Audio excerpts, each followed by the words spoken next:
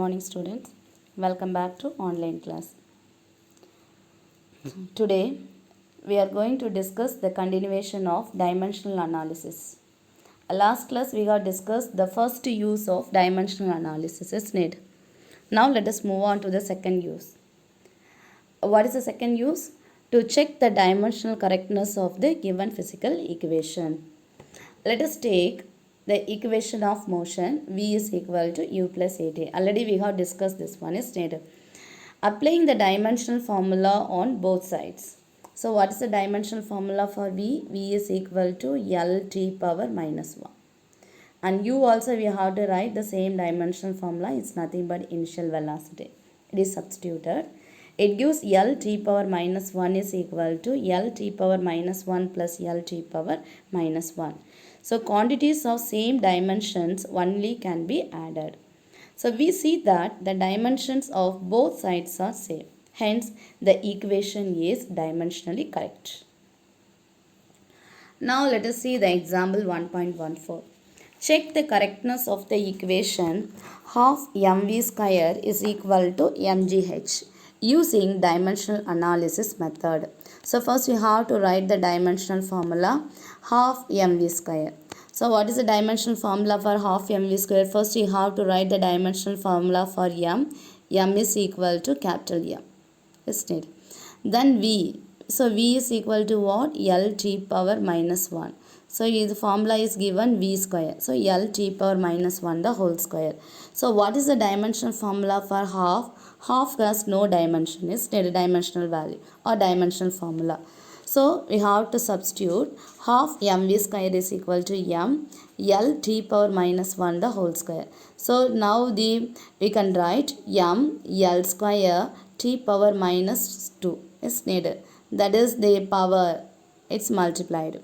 Then the dimensional formula for mgh. So the m dimensional formula is square bracket m and g is nothing but the acceleration due to gravity. We have to write the same dimensional formula for acceleration LT power minus 2 and h is nothing but the dimensional formula L only. Okay. So we have to write here m LT power minus 2 into L. Now the powers will be added here. So it gives m L square t power minus 2. So the right hand side will be is equal to left hand side. So it is the correctness of the dimensional formula or the correctness of the equation.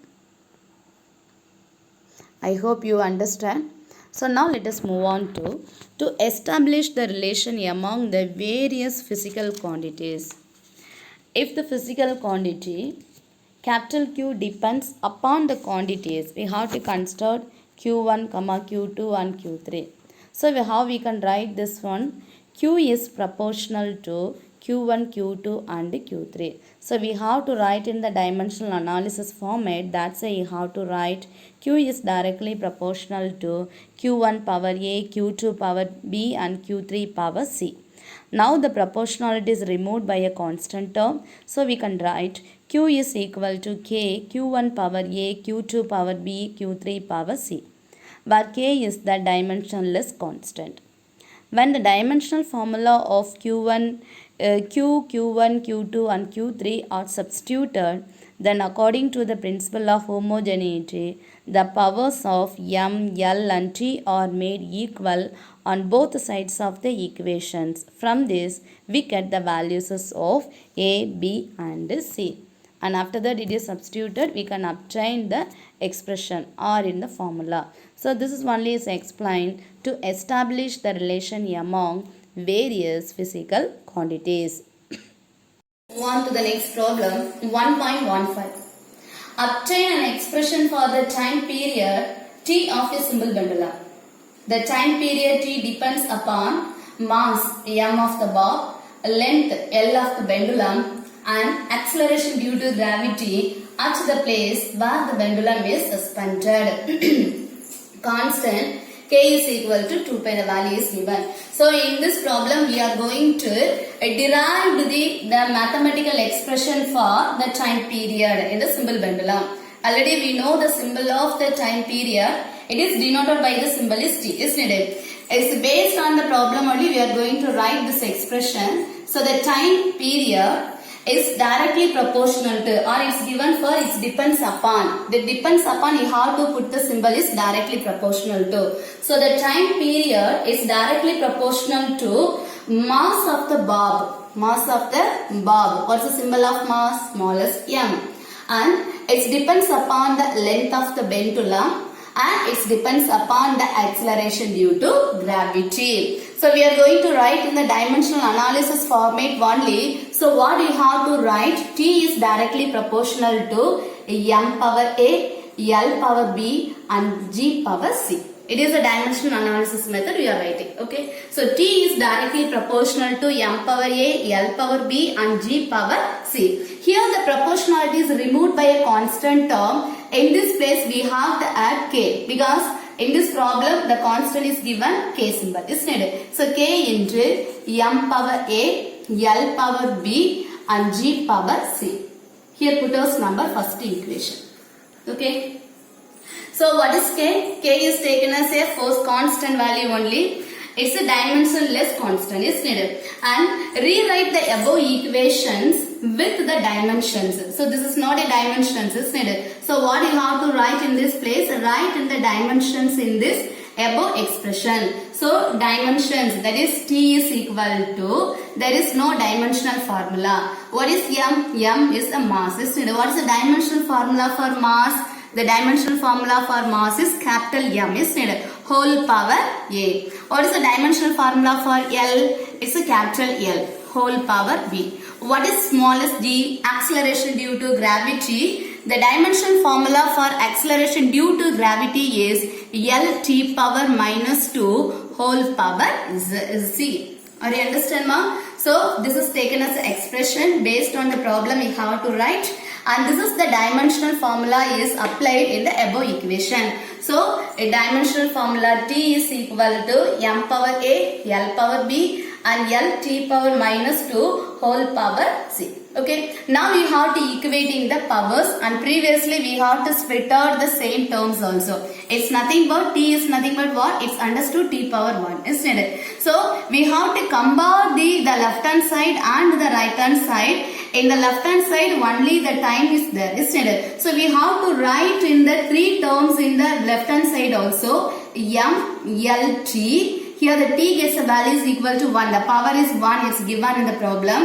But the mass and length terms is not given. So what we have to do? We have to write m power 0, l power 0. What is the value of m power 0? Is equal to 1. And l power 0 gets a value is equal to 0, isn't it? So there is no changing the values in the previous expression, but we have to comparing the left hand side and the right hand side powers. Afterwards only we could able to find out the A, B and C values. Okay. Before that we have to simplify this one.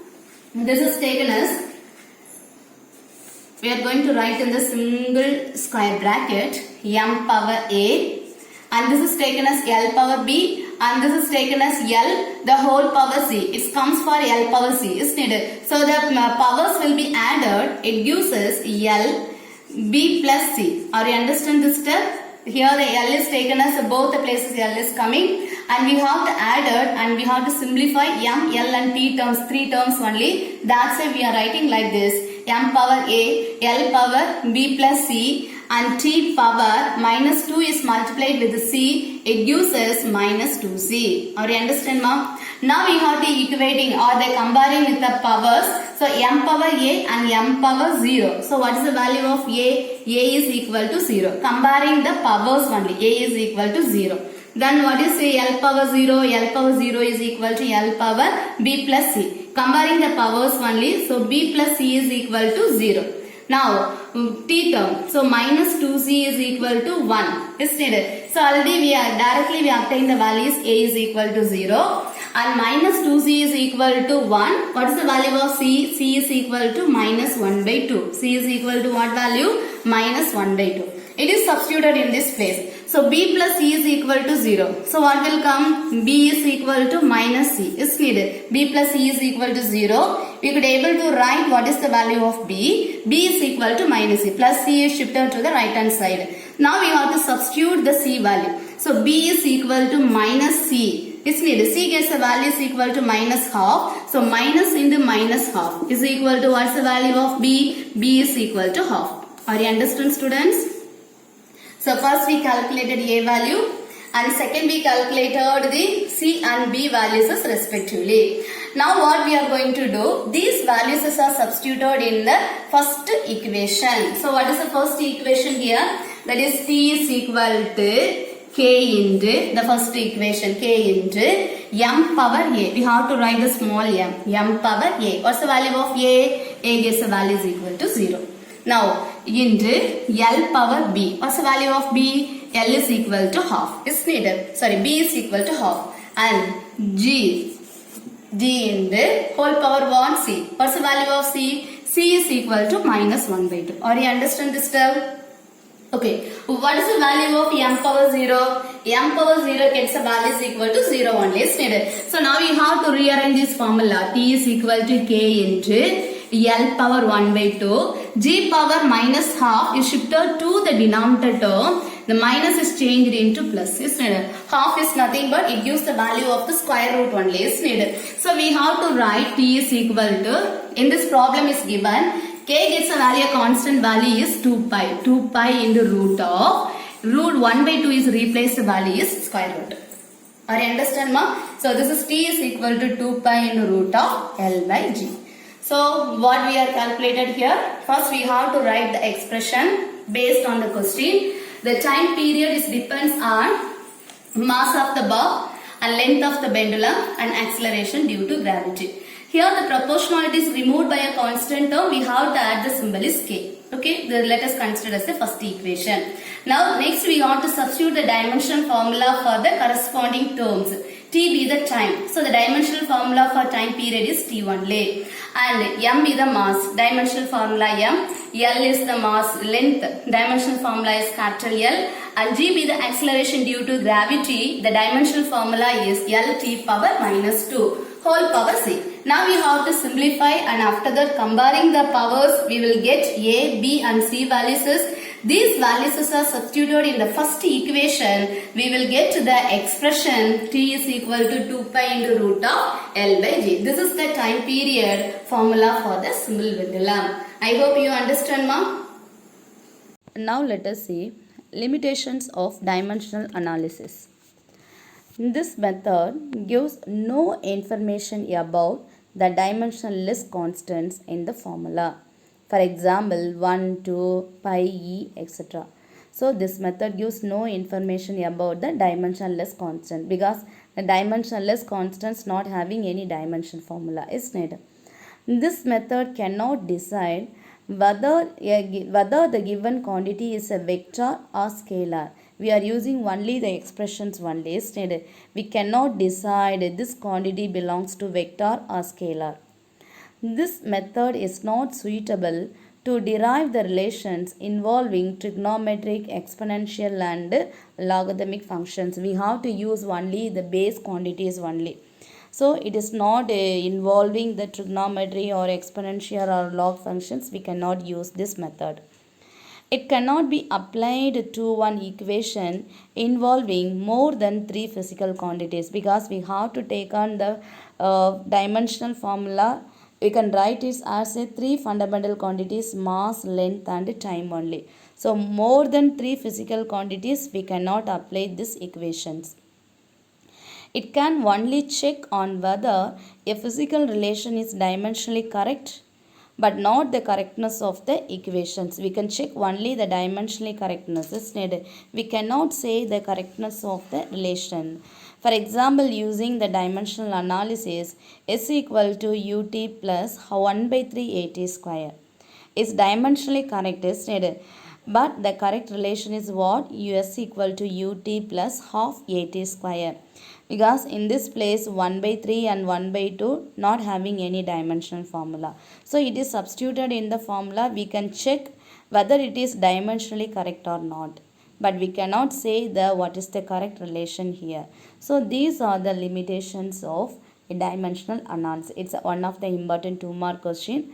What are the limitations of dimensional analysis? So this method gives no information about the dimensionless constants. This method cannot decide whether the given quantity is a vector or scalar. This method is not suitable to derive the relations involving trigonometry, exponential, logarithmic functions like that. It cannot be applied to an equation involving more than three physical quantities.